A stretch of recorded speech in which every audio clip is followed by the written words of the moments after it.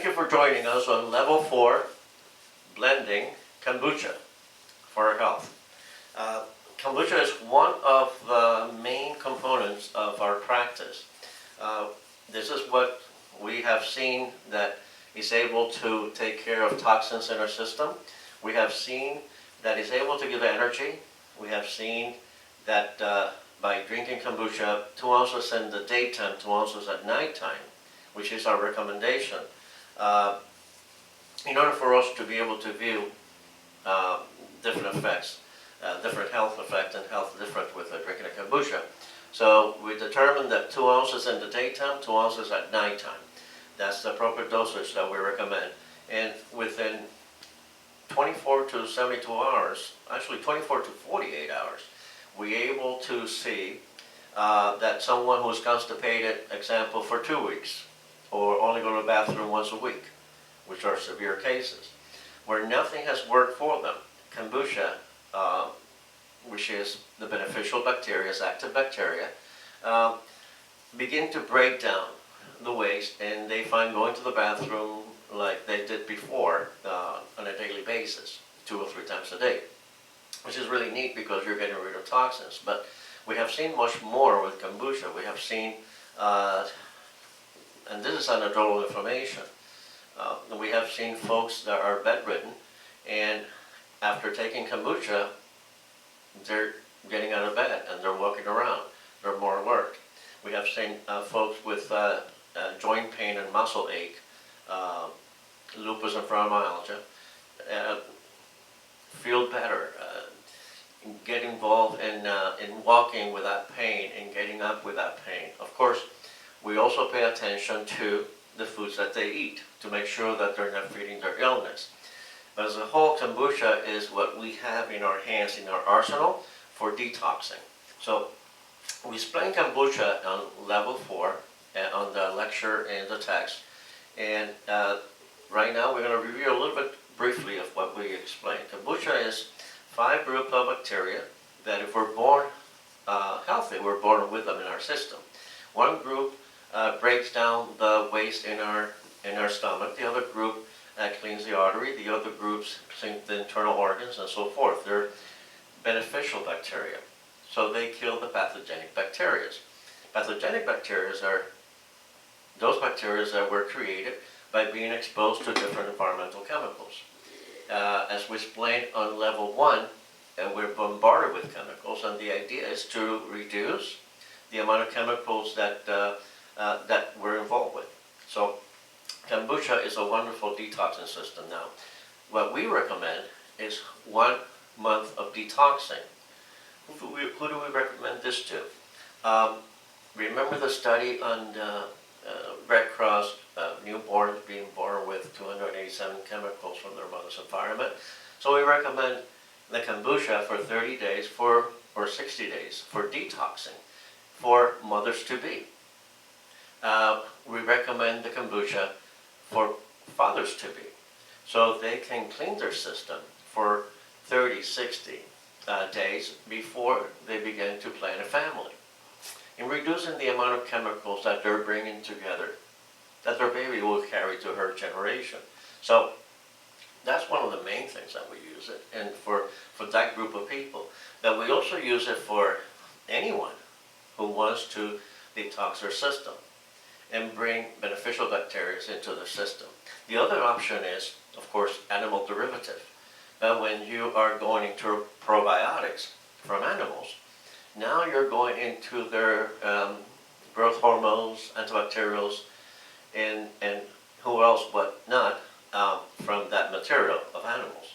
So we find out that as we practice plant health, plants have evolved into pretty much a medicine cabin that we're tapping on, and beginning to replace anything that has a chemical in it, that has a synthetic chemical in it. Because most of them, as we mentioned in Part 1, Level 1, and now in Level 4, they're connected to many of the illnesses that we have. So that's the importance of kombucha. I received a call today of someone that yesterday began to take it for the first time. Their complaint were run down. This person is in 52 years old, in that range of age, and felt run down. He was also constipated. Went to the bathroom maybe once every couple of days. So yesterday he began to take it. Today he began to see the difference in energy and going to the bathroom. So, and by the way, you will go to the bathroom. You will urinate and defecate completely different when you begin to take kombucha because you're detoxing. It's important to know that as you drink kombucha, you also need to drink plenty of water. Many of us think we're drinking plenty of water. So make sure you check yourself to make sure you're drinking really plenty of water. And mostly because it is known for kombucha to take the toxins into the bloodstream. And if we don't drink plenty of water, it will surface as a rash, as a skin rash.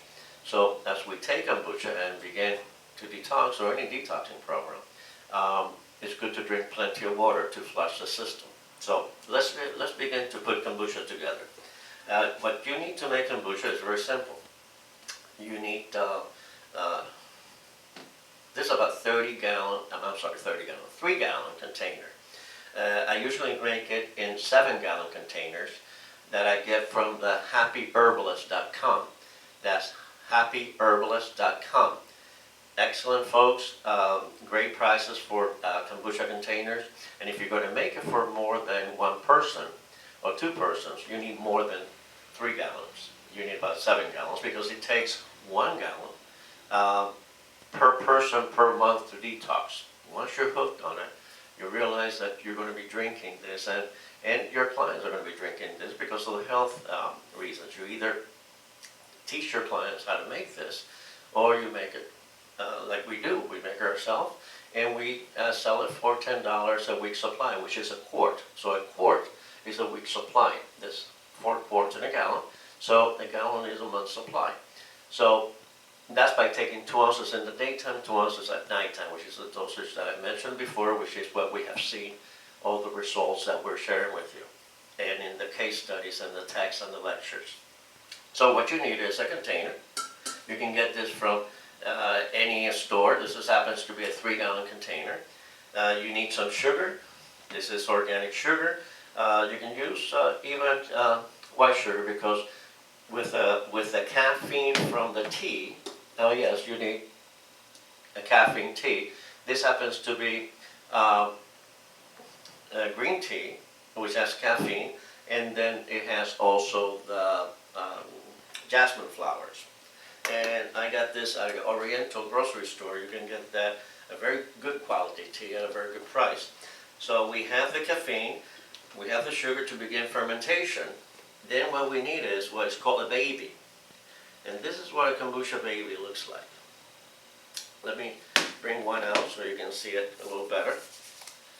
You can get this from somebody who has brewed kombucha, because as you brew kombucha, you get another baby. This is a baby. What this is a colony of the liquid, a colony of the bacteria that begins to form a colony when it sits, when it ferments. Also, this is the kombucha liquid right here. So if I were to let this liquid sit here for a week, the active bacteria in that liquid would begin to form a solid mass. It's called a mushroom, but it's not. It's actually a Scooby or a baby kombucha. So we're going to be using this soon, and it takes the shape of the container. The container for this baby was this round, and it took this shape. As you can see, we did continuous brewing. That's why it's so thick. That is actually the smaller slice. In here, what we have is one that was made in a container like this, and it's a larger Scooby or baby. As you can see, if I leave this outside, it will become dry like leather. And in some countries they use this for musical instrument, for drums, because it is dry just like leather. Some folks let their dog chew on this, and their cat is excellent for what it has. The same bacteria. The only thing is just in a solid form, in a colony. So you can see, we can flavor with vanilla beans, or we can flavor with any of the hard herbs. In this case, there's a piece of anise here from where this baby came from, and here is a vanilla bean from where this baby came from. And that adds additional flavor to the kombucha. But let's do the basic. You need a container. Don't worry about if it has a spigot or not, because the kombucha baby will grow in the spigot, so this spigot will not be functional after a couple of brews. But you don't want to use it in the spigot. You're going to take it out with a cup from here. It's very important that you have apple cider vinegar. This is what cleans every single utensils that we use in our blending. This is what we use. We don't use detergents. We don't use anything that has a chemical base. So we rinse with water, and then we spray freely with apple cider vinegar. This antibacterial, antiviral, by the way, apple cider vinegar, we probably mentioned it in the text before, but we're going to mention it again because it's very important. It's excellent for any skin condition. This is one of the best things for ringworm that I have ever found. And for those who have ringworm or any scratches in the skin, just spray or apply, and it will sting a little bit, because if it's open skin it will sting, but the next time you apply it won't sting, and so forth and so on. So apple cider vinegar is excellent to have continuously as you make non-toxic products. The next thing that we're going to do is we're going to put a cup of sugar per gallon of kombucha, of liquid. So here we have 3 gallons, and here I have 3 cups of sugar ready to go. The sugar will disappear, and with the caffeine turn to a very mild alcohol, lower than non-alcoholic beer. So it's just the process of fermentation, the sugar will go away. And if you're asking, is this good for diabetes, for those who have to keep their sugar level in check?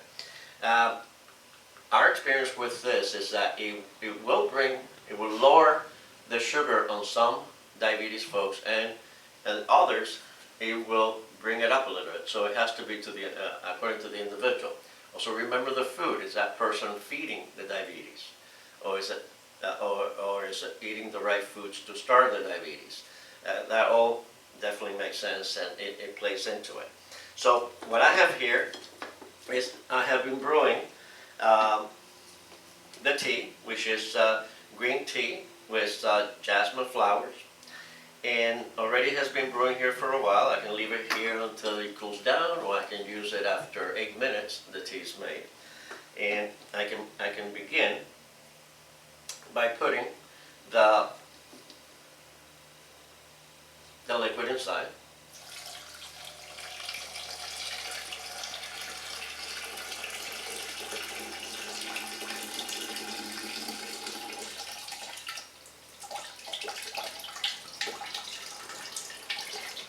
Now, as the warm tea is melting, I'm going to go and get me my 1 spoon, which I left over here on this side. So, there we go. Now, this 1 spoon here also has been used for kombucha, and is cleaned with water and apple cider vinegar. So, with heated water from the tea, I'm going to go ahead and dissolve the sugar.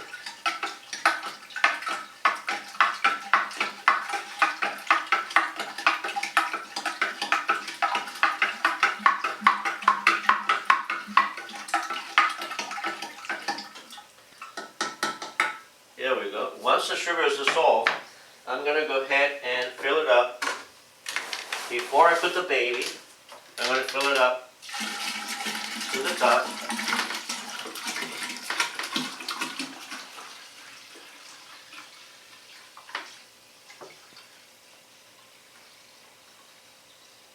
There we go. There's enough space here to put the baby in.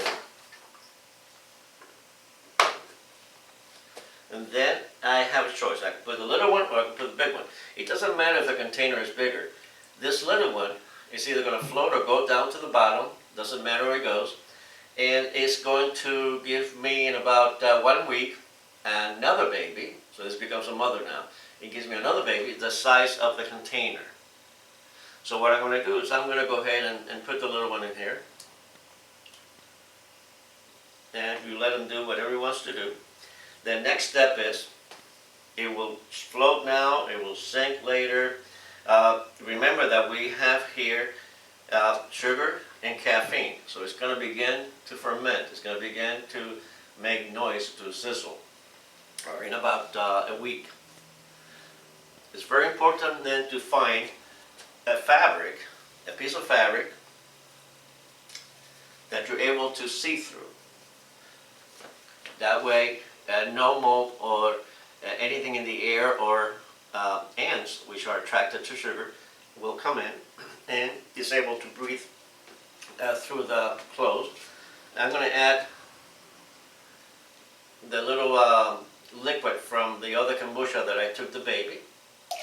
And it has some pieces of anise. So I'm going to add it here.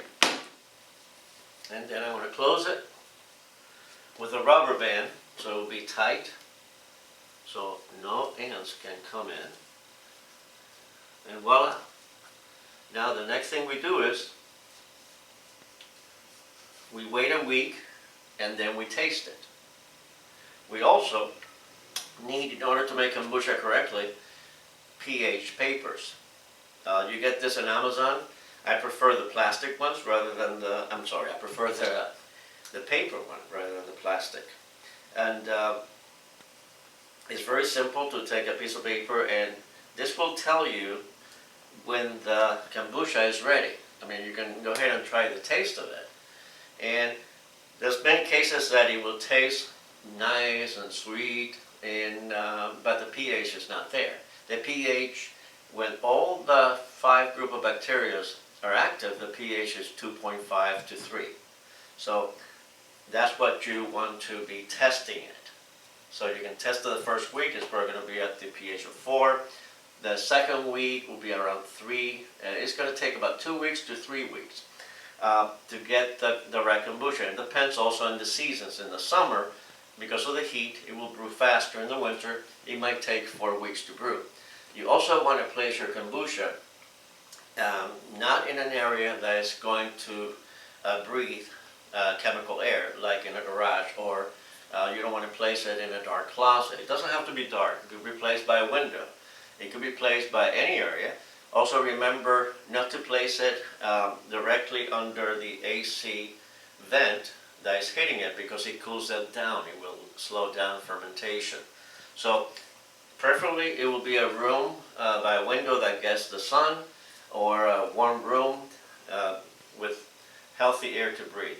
Yes, you can keep it in your kitchen if you don't cook any animal fat, because if you do, in the air it will be breathed into this. So if you're a vegan or vegetarian, yes, you can keep this in your kitchen. If you are eating any of the animal foods, then the grease is in the air and the chemicals and so forth in the air, so you don't want this to breathe that. So that's how we make kombucha. And once again, once you learn how to do your own, you're going to get hooked. It is for health. It is the one thing that I found in 28 years of doing this, that we're able to really see the difference in detoxing an individual, and they can feel the difference. So kombucha is very important in our detox system. So thanks again for watching. If you have any questions, as always, let us know. And I'm glad you're on level 4. It's almost over, and we have much more to share with you. Once again, thanks again. We're fortunate to bring this information to you. Take care, and we'll talk soon. Peace to you.